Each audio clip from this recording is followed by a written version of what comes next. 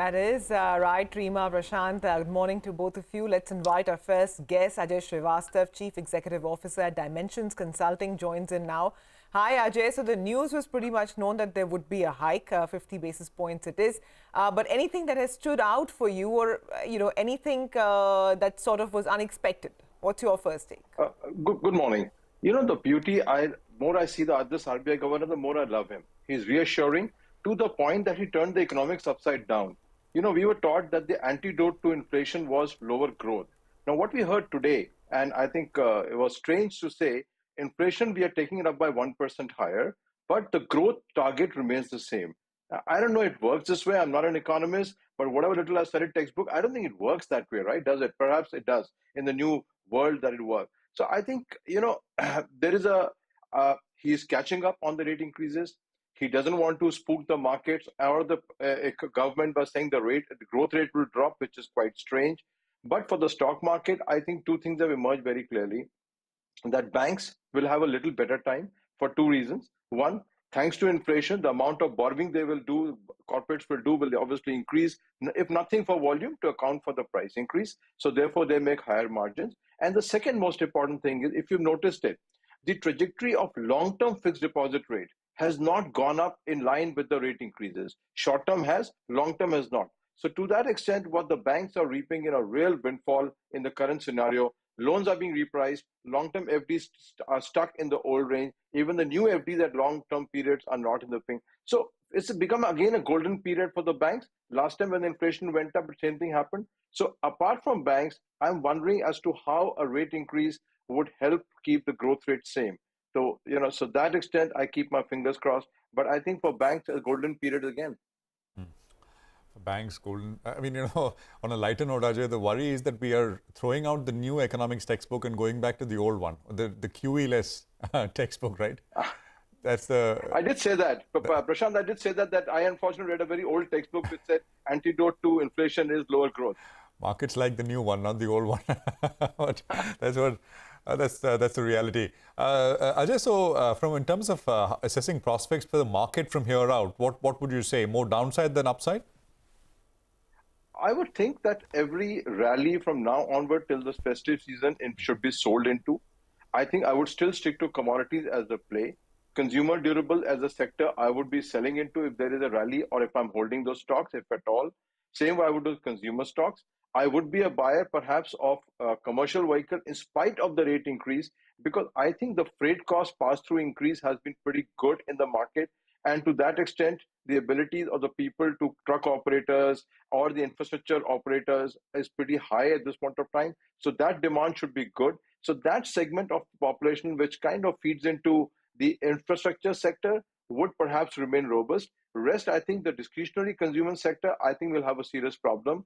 And I think second part, the affordable housing. I think is going to. I never knew what is affordable housing at the end of the day, because the kind of 40 lakh rupees or 50 lakh rupees, I do not know, half the India or 90% of India can't afford it. So affordable housing, leave it aside as the nuance. The fact remains that a lot of the housing demand will tend to taper off on the edges, at least as the interest rates start to go up and EMI start to go up. So I think, and that's what it's supposed to do. Rate increase is supposed to do that, Prashant, is to cool the demand down so the economy comes back to equilibrium. So longer term, I have no issue with the rate increase. I think he's done it. He's behind the curve. But shorter term, I think you'll see the pain now becoming worse in the market as we go down in the next quarter. Ajay, just a quick word about the pain that you anticipate. Do you foresee material downside in the markets, or is the upside only capped? Because you said you will sell into all the rallies till the festive season. Reema, I am looking at another aspect more than demand supply, is that if the FD rates reach somewhere around 8%, that's a threshold at which you will see a lot of people in mutual funds not wanting to invest more or putting in FDs, or in mutual funds moving to debt funds, equity fund moving debt fund, or withdrawing and moving to the bank. So more than just demand supply, I think around 8%, and just a number out of the blue, it could be 8.25, 8.5.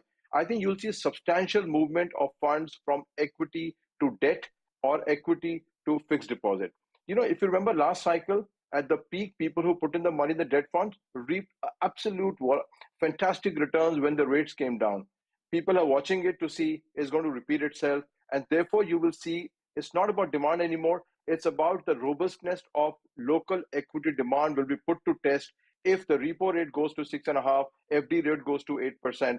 That's the point of time you will see a substantial movement of funds, in my view, from mutual fund equity to debt funds or to fixed deposit. And I think that's a bigger threat to me than even the demand supply, because people who are consuming, India is all about 10% or 15% people consume really goods and products. The rest are just subsistence people at the end of the day. For that 15%, I don't think life has got so badly with the interest increase, but 85% anyway don't consume, so don't matter at this point of time.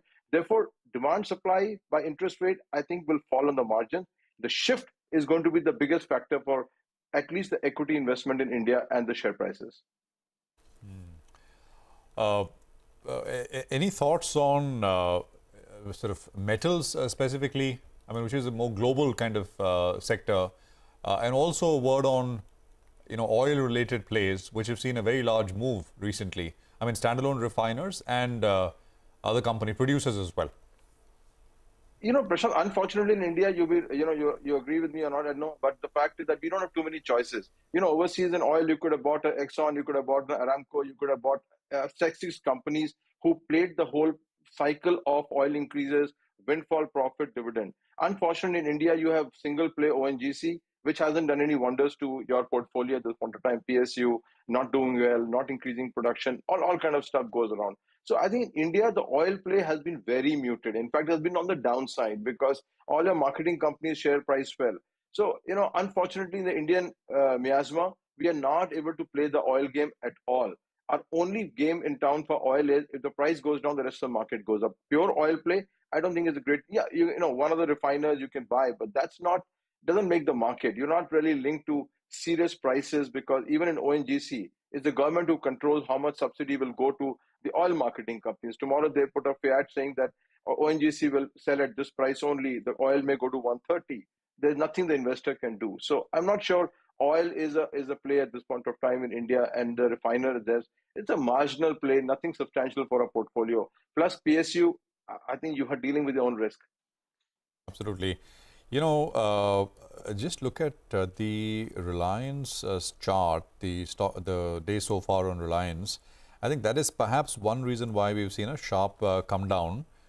So the high was 27.69 or so, 27, and it's come down about 30-40 rupees from the day's high. Reliance, that is. The Nifty itself is up only about 13-14 odd points, and I think it makes sense because going into it, there was nervousness, sure, there was relief, but the point is, it's not as if they've done less than anyone expected.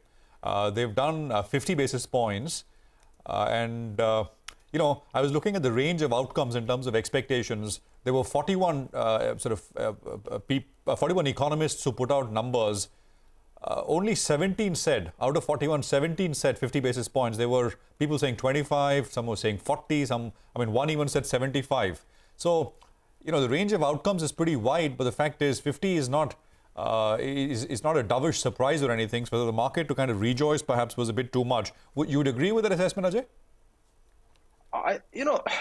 Immediate people are traders in the market, and it's not necessarily a reflection of the policy. They necessarily have to square off the positions, Prashant, what they have taken. So whatever they've sold, they need to add back. If they're running short, if they're running long, they need to sell. So I think, short-term reactions to the RBI policy are always driven by traders who have already taken positions in the preceding day.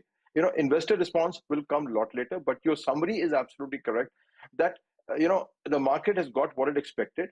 The only thing I think we are all gradually realizing is that is the RBI really is now scared of inflation, because they've taken it up by 1%. The whole narrative has changed in terms of inflation control, inflation, this thing. And I would tend to kind of believe that inflation, the bad news, RBI is now getting cognizant that it is running a little ahead of itself in ability to control it. It did make a statement that 75% inflation came from food products. Now, if government has to increase the minimum purchase price and minimum support price for all the food products, as they have to do for political considerations, how do you cool this inflation down, which is now 75%? So I think RBI is cognizant of the challenge. The market will go into, nowadays we even call 100 points a euphoria. So let's, there was a time when 3% was euphoria. Now it's 1% is euphoria. But I think market is realistic today. They're not expecting any great shakes to happen on the demand front. There will always be optimism because that's the nature of the market. And the beast tells us that today there are more sellers in the market than buyers in the market. And which means if the market is running with the fundamental of the economy. So, when you are in this kind of a scenario, Prashant, you're reassured that your market is not getting ahead of the fundamentals. This is a good part of the market, recognizing the reality. So if you're buying, you are very sure why you need to buy. Otherwise, if you're selling, you know that the demand is going to go down. And if you're expecting dramatic reversal of corporate fortunes, I think you would be in for a disappointment. Ajay, always a pleasure speaking with you. That's Thank you very Ajay much. Srivastava of Dimension.